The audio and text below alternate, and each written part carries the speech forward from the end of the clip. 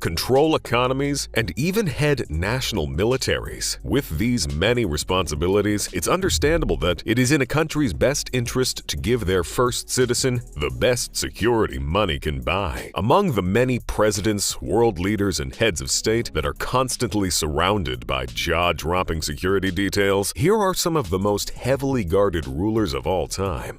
Number 8. Recep Tayyip Erdogan, President of Turkey. Aside from being Turkey's 12th and current president, Recep Tayyip Erdogan has gained massive popularity worldwide because he seems to have a knack for making one or two powerful enemies every now and then. Being a veteran of Turkey politics, having climbed from mayorhood to the top as president, Erdogan always has something to say about everybody. However, he does that knowing he will be just fine because of his impressive security. President Erdogan always has an extensive 60-man bodyguard team surrounding him wherever he is on the go, and that is not all he has in order to stay protected. When he's out on a visit somewhere, there are at least 100 snipers positioned around, alert to any danger and always keeping him in sight. 100 snipers may seem like overkill already, but that's just an average day for the man. On the days that he might have higher threat levels, the number goes up to 3,000 snipers. Aside from showing up in alarmingly massive numbers, these snipers are well trained to the extent that they can notice someone's muscles move wrong, and if it does, that someone will most likely get hit just in case they meant to cause the president any type of harm. When President Erdogan is on the road, he is granted a security convoy that can only be described as excessive to the highest level. There can be up to 12 luxury cars escorting the president, and of course these vehicles are filled to the brim with his elite security team, who will spare no expense to ensure that the president is protected. President Erdogan's security detail can be so zealous to the point that they were willing to beat up American citizens, including women and children, U.S. Secret Service agents, and other security officers, for the sake of President Erdogan during a protest against him. As alarming as that sounds,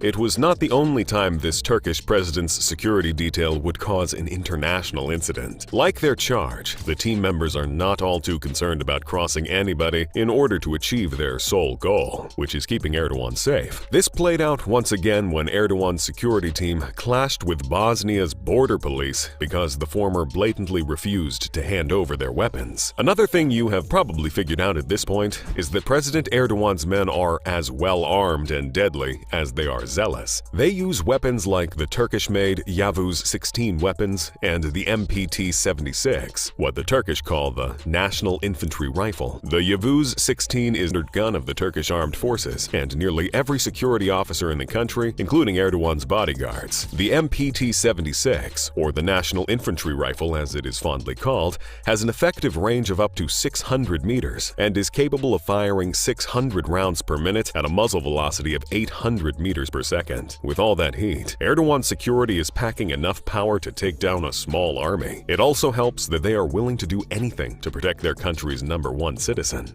Number 7. Narendra Damodar Das Modi, Prime Minister of India.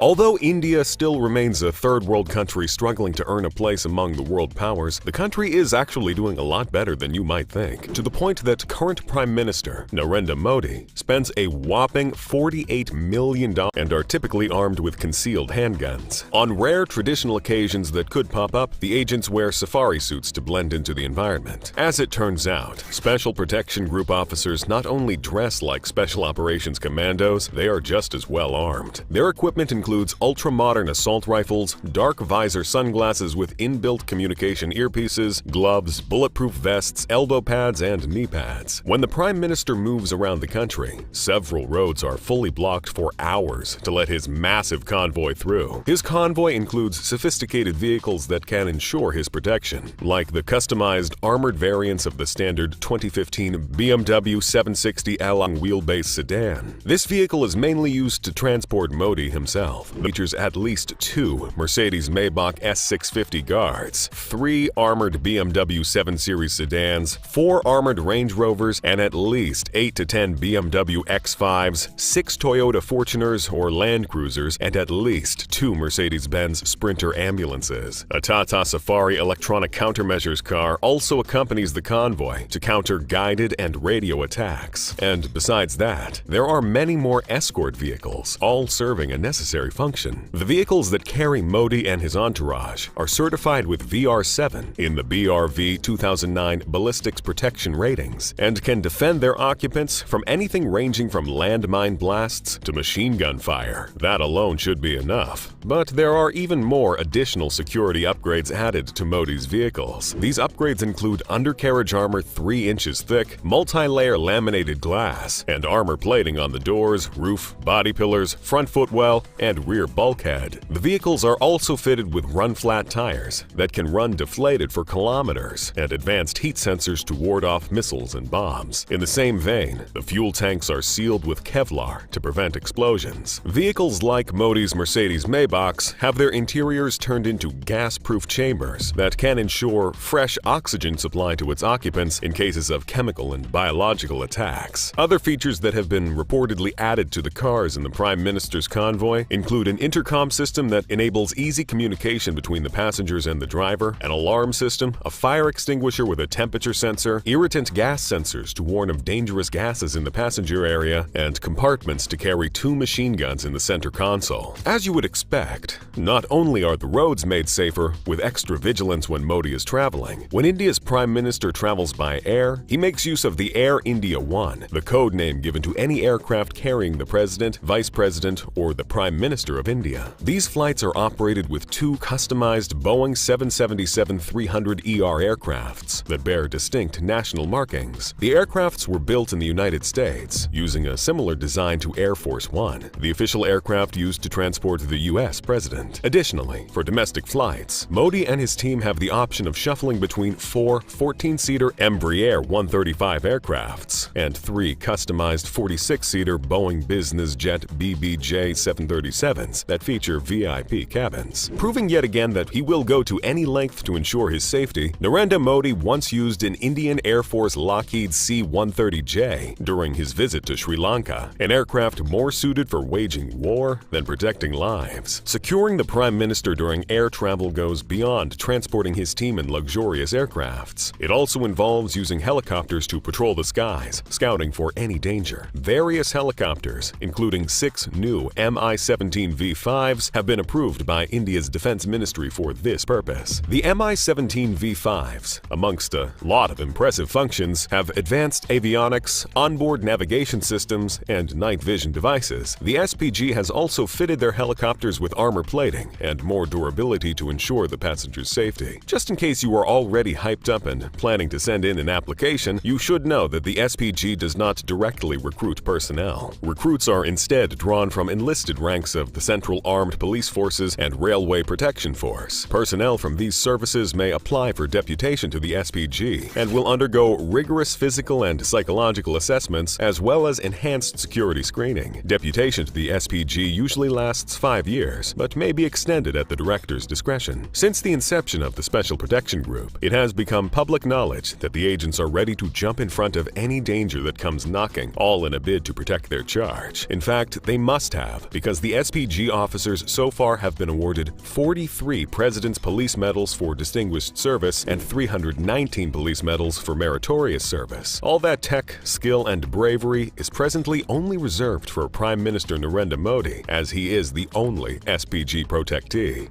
Number 6. Mamadi Doumbouya, Interim Military President of Guinea.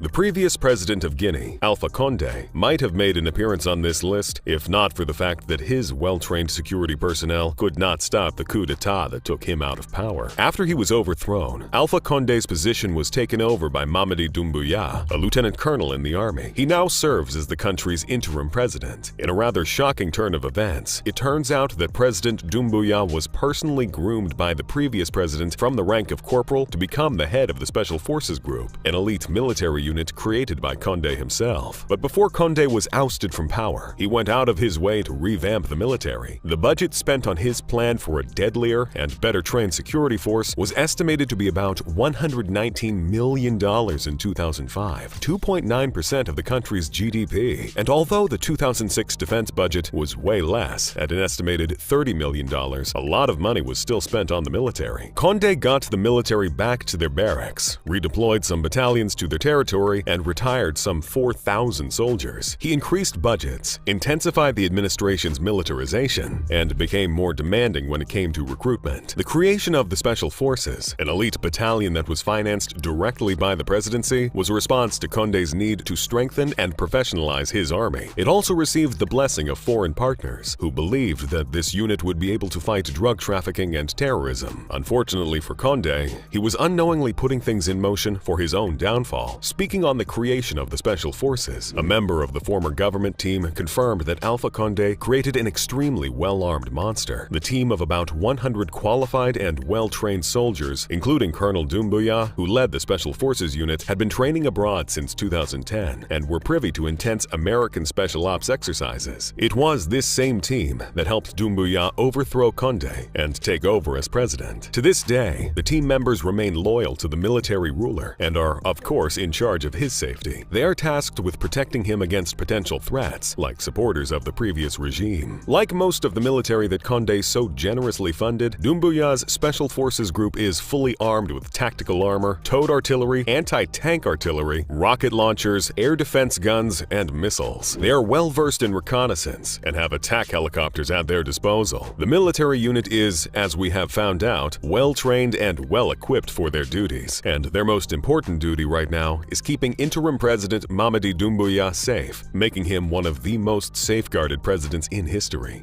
Number 5. Mohammed bin Salman Al Saud, Crown Prince and Prime Minister of Saudi Arabia.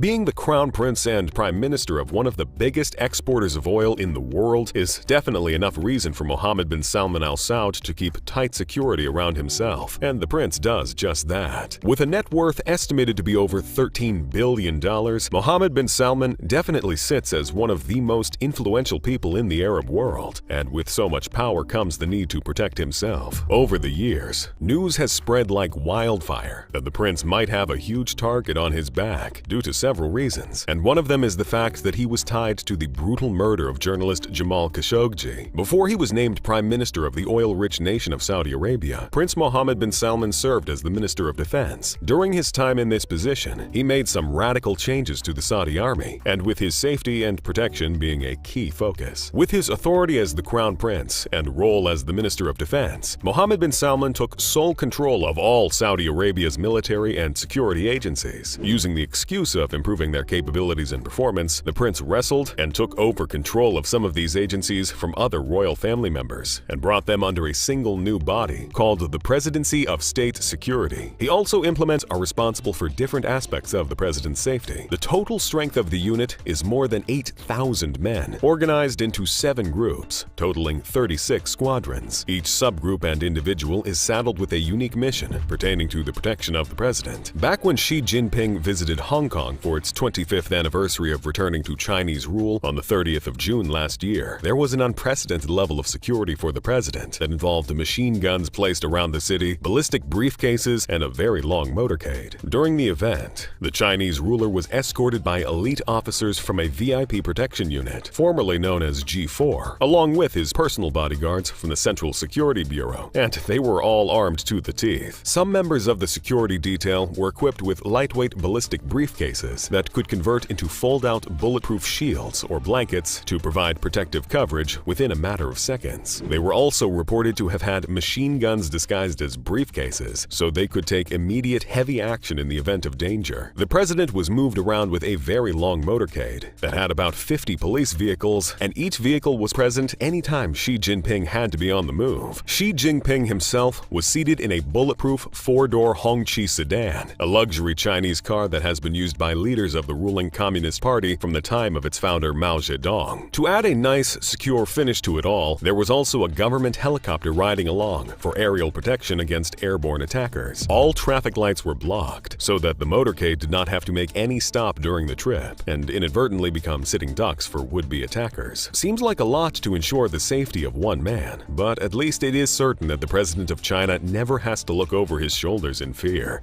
Number 3. Kim Jong-un, Supreme Leader of North Korea. Since the reign of North Korea's head of state began, he has had no shortage of enemies popping up, mainly because his power is not that of a democratic rule. Kim Jong-un is an unapologetic dictator, and he has an iron grip on North Korea. Considering his unpopular reign, go where they are told, without question, and do not have the luxury of refusing orders. They can and will do anything to ensure the safety of Kim Jong-un. North Korea's presidential security system comprises one of the most complex military teams in the world, with a staff of over 100,000 members, and they all have the single duty of protecting one man. Officially, the unit is known as the Supreme Guard Command and is overseen by General Yoon Jong-rin. The command is based in Pyongyang, near Kim Jong-un's headquarters, but they have camps all around the country. Aside from its original members, the unit has access to another 100,000 soldiers in case of a serious attack on Kim Jong-un. These standby members are trained to be on ground, ready to move him to a secure location quickly and deploy armored vehicles to keep him safe. The members of the elite security group high up in the command chain have access to classified information needed to keep their charge safe. This information includes the location of hidden bunkers.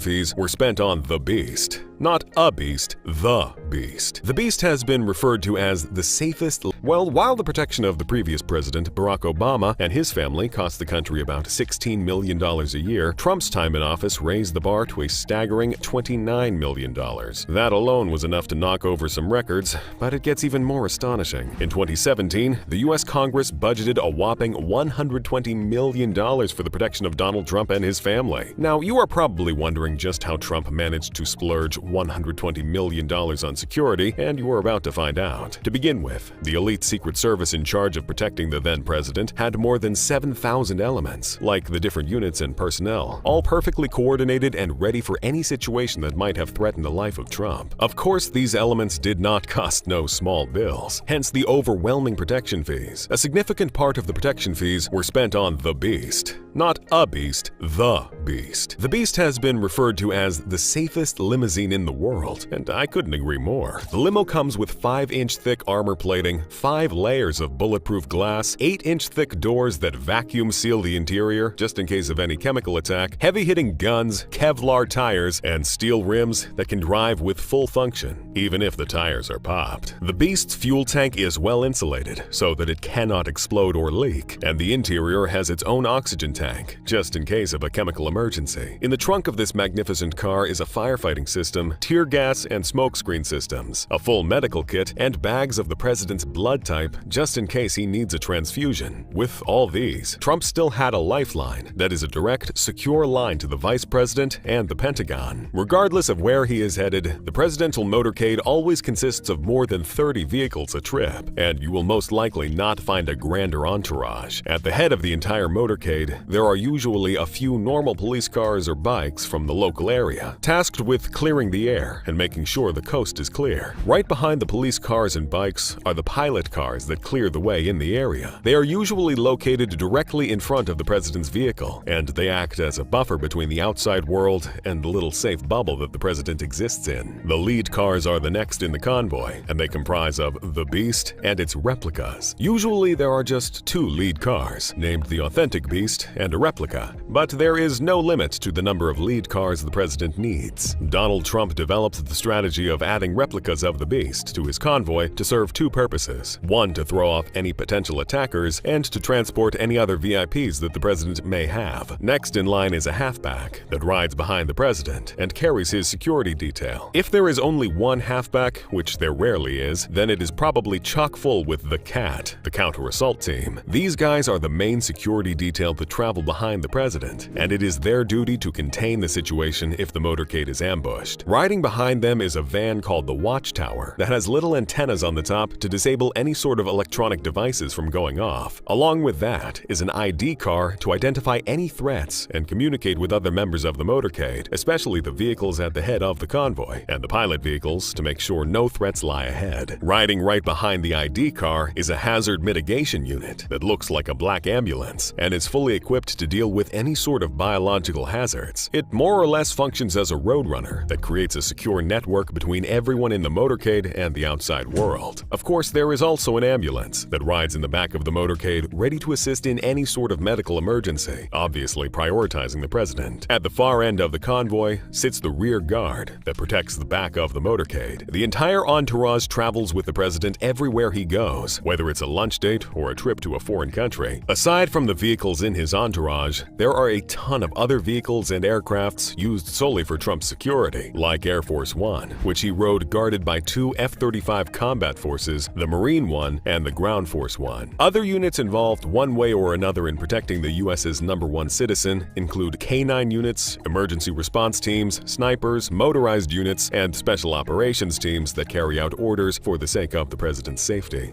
Number 1. Vladimir Putin, President of Russia. Russia may very well be the most disliked country in the world right now. One of the most powerful, definitely, but also the most disliked, especially with the whole Ukraine situation. With that in mind, it is easy to see that Russia's head of state, Vladimir Putin, is a powerful man with a very big and attractive target on his back. This is why the former KGB agent, who has been in power since the year 2000, is beyond obsessed with his security and health, and he takes extra measures to tend to both. President Putin is always on guard against assassins in the shadows, and it's not just a thing of paranoia, especially when you think about the one time a US senator publicly called for anybody in Russia to take him out. And no, he did not mean to dinner. For somebody in Russia to take this guy out, you would be doing your country a great... Unarmed, the Musketeers are very dangerous men, but that hardly matters, seeing as how they are equipped with Russian-made 9mm SR-1 Vector pistols with armor-piercing rounds. The squad also carries special briefcases that serve as shields to protect their charge from any at close range. Before Russia's #1 citizen embarks on any journeys, advanced teams are sent out to scout his destinations months ahead of schedule to fish out the safest routes. Wherever he stays also gets inspected thoroughly. Jamming devices are installed to prevent any sort of remote bomb detonation, and the technicians on his payroll constantly survey all cell phones and devices in the area. When Putin does get on the road, he rides amidst an imposing convoy of heavily armored vans. Inside some of the vans are military special operators armed with anti-tank grenade launchers, portable anti-aircraft missiles, and other advanced weapons. Putin's obsession with security does not allow him to step out in public without having snipers perched around the perimeter, waiting to quickly snuff out any threat at any time. The FSO is reported to have a wide-ranging authority, one that enables them to eavesdrop on private conversations, access private mail, search homes, seize vehicles and detain and interrogate any suspect, all to ensure